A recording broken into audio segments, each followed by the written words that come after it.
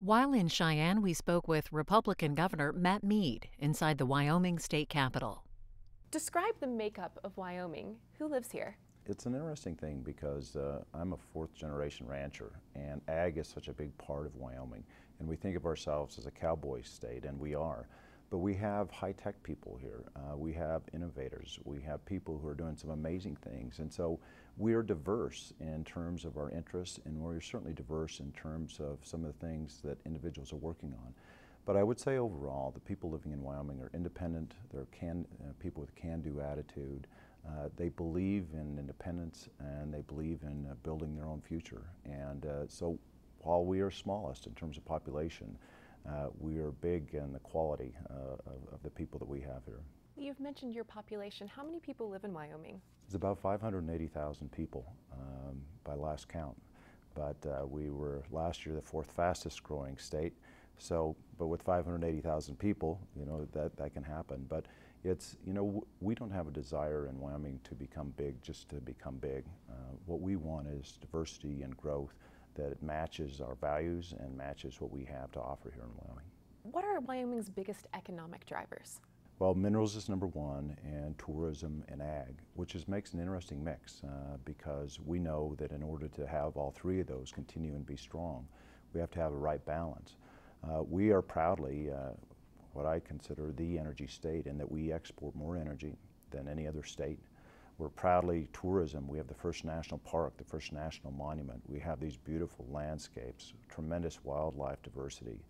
And we're proudly ag because I think ag helps support minerals and it helps support tourism by providing opportunities for tourism and for minerals.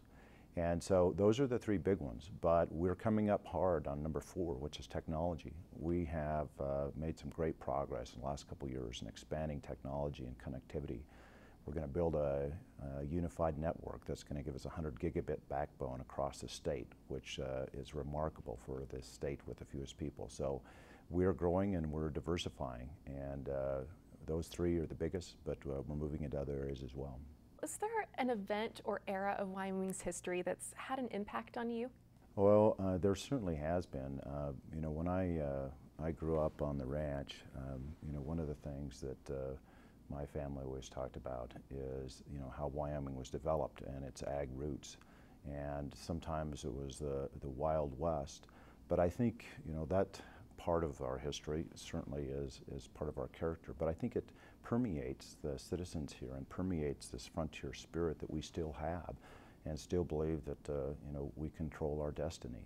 And, you know, singular events in Wyoming, you know, we've had, if we go back in history, we're proudly the first state to allow women the right to vote. We're proudly the state with the first all-female jury. We think of ourselves as a state of first. Have any of these events in history affected you politically? Well, I would say that politically they have, in the sense that, you know, I think that I represent Wyoming people, all of Wyoming people.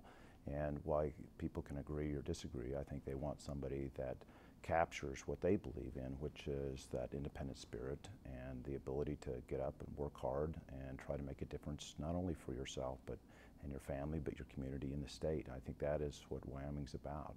We, you know, we care about our families, but we recognize that a lot of hard work is needed, not only for our families, but for the future of the state. Well, you mentioned representing the people, and your family has a long history of representing the people here in Wyoming government. Can you tell me about that?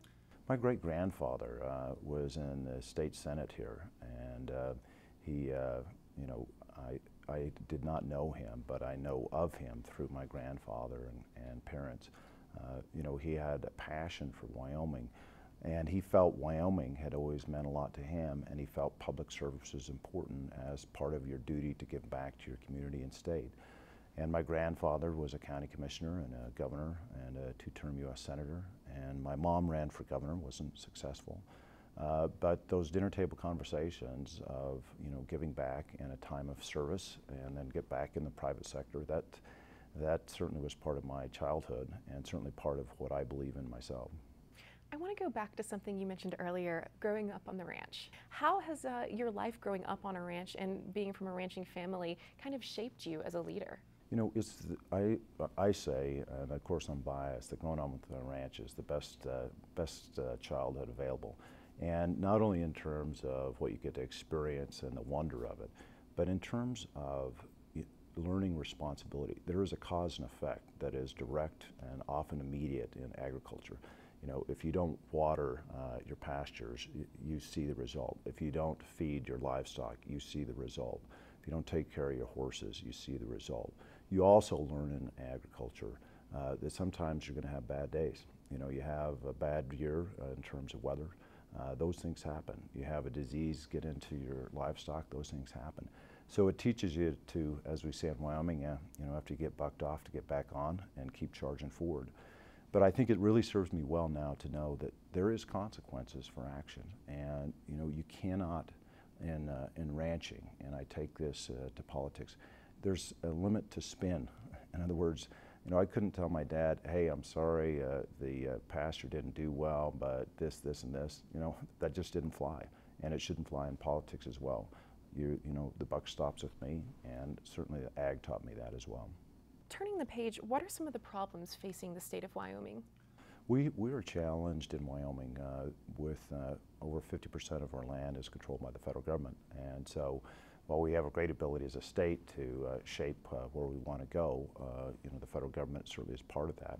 And when we are so reliant upon minerals, any changes in rules and regulations at the federal level certainly produce a challenge for us, and we face that daily, and we fight that daily. So that would be, if I was going to say, you know, what are the biggest challenges, it's what the federal government does, and in terms of how it plays within Wyoming. I think that is probably the biggest challenge. But we also face challenges, you know, because we are in a small population. You know, we are different than, say, California and Texas in terms of delivering health care. Health care remains a challenge for us because just distances you have to travel for that primary care checkup, those all create challenges for Wyoming. And that's why the connectivity is such a big issue, because I think it's a great equalizer in a rural state in terms of telemedicine or telecommuting. You recently asked the Environmental Protection Agency to withdraw the proposed Waters of the U.S. rule. Why, and how would that rule affect Wyoming? Yeah, well, the issue on waters of the U.S. to me, one is the rule is arbitrary and overly broad in the sense that the Corps of Engineers and EPA have such broad discretion in determining what they say is waters of the U.S. And it's not just where waters are, it's where waters could be. And in the West, as you've seen, you know, anywhere you could have a big flood year, and we think it not only would give them broad discretions on water, but broad discretion in terms of land issues. And so we're very concerned about that, and very concerned about what they're trying to do, because it looks like to us that not only would it control the rivers and the streams, but you know, go down to the mud puddle level. And so we don't think it's a good plan, and we're hoping that they withdraw it. What's next for the state of Wyoming? What would you like to accomplish throughout the rest of your tenure as governor this term and beyond? Well, I think it's, we got so many exciting things. One of the areas that was big for me is we developed an energy strategy, which is called Energy, Environment, and Economy.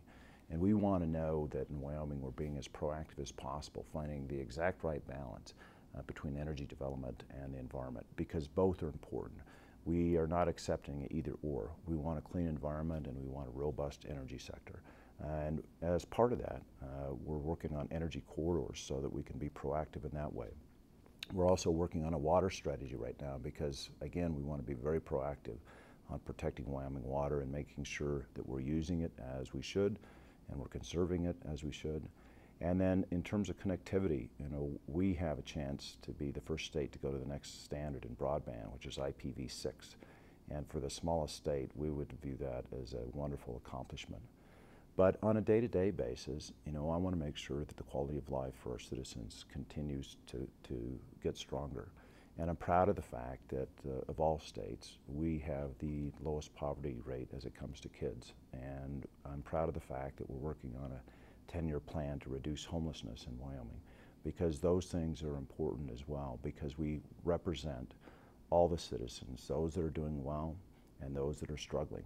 And so we'll continue on that work to make sure that every citizen in Wyoming has the best chance for a great quality of life.